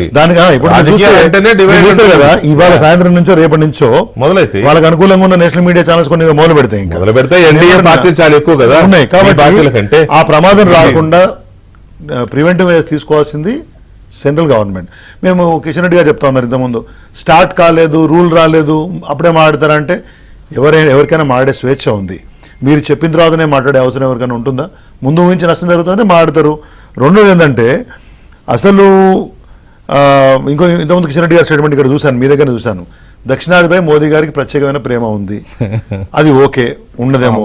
అట్లాంటప్పుడు విభజన చట్టంలో ఉంటే ఈ 2 రాష్ట్రాల్లో సీట్లు ఎందుకు పెంచలేదు? ప్రేమ ఉంటే దానికి కిషన్ రెడ్డి గారు రెండోసారి మంత్రి. దానికి ఇప్పుడు తెలంగాణ ప్రజలకి, ఆంధ్ర ప్రజలకు సమాధానం చెప్పండి. ఎందుకు ఇప్పుడు అంత మేరకు ప్రజలు రిప్రజెంటేషన్ కోల్పోయినట్టే కదా. 2 లక్షల అంబర్పేటలో ఉంటే 7.5 లక్షలు మన షేర్లింగపల్లిలో ఉంటే అంబర్పేట ఓటర్కి ఒక 400% ఎక్కువ రిప్రజెంటేషన్ దొరికినట్టే కదా. సో మీకు ప్రేమ ఉంటే విభజించడం హామీలు చేసేయండి. ఒకటి ఇవంతా కాదు, అక్కడ పోటీ చూశాను. ఫస్ట్ సంజయ్ రెస్పాండెడ్, అమ్మమ్మ అని అరవింద్ రెస్పాండెడ్, రాజేందర్, తర్వాత కిషన్ రెడ్డి గారు. ఎవరేం మాట్లాడినా అల్టిమేట్లీ ఫైనల్ స్టేట్మెంట్ ఏంటంటే ఈ డీలిమిటేషన్ ఎక్సర్సైజ్ను ఏదో క్యాజువల్గా కొట్టిపాడడం కరెక్ట్ కాదు. అన్ని దేశ పునర్నిర్మాణంలో ఇది ఒక భాగం కాబోతోంది. రిప్రజెంటేషన్ ఆఫ్ ది పీపుల్, దానికి సంబంధించి అడక్వేట్ రెస్పాన్సిబిలిటీ ఉండాలి. కాబట్టి ఈజీ తీసుకోకుండా, ఫ్రివలస్ స్టేట్మెంట్స్ చేయకుండా రెస్పాన్సిబుల్ బిహేవ్ చేస్తే మంచిది. రైట్. రాణి గారు, నిజానికి చాలా టైం రన్నింగ్ లో ఉన్నాము, ఒక 1 minute ప్లీజ్. ఒక 1 minute. నేను ఒకటండి, అక్కడ కూర్చున్న వాళ్ళకే ఏకాభిప్రాయం లేదు. కాంగ్రెస్ పార్టీ దక్షిణాది రాష్ట్రాలు అంటది, బీఆర్ఎస్ పార్టీ దక్షిణాది ఉత్తరాది అనేటువంటిది డివైడ్ చేయొద్దు అంటది. ఇవాళ బీఆర్ఎస్ పార్టీ వాళ్ళు అసలు